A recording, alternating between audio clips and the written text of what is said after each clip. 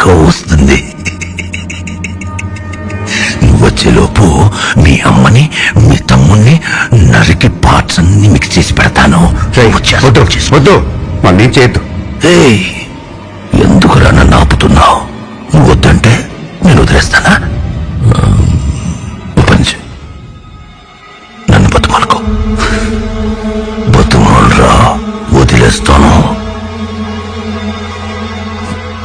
Please.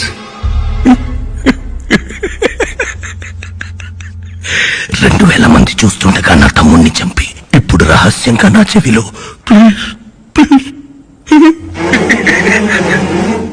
నువ్వు వచ్చేసరికి నీ ఇల్లు వీధి మొత్తం జనాలతో నిండిపోయి ఉంటుంది.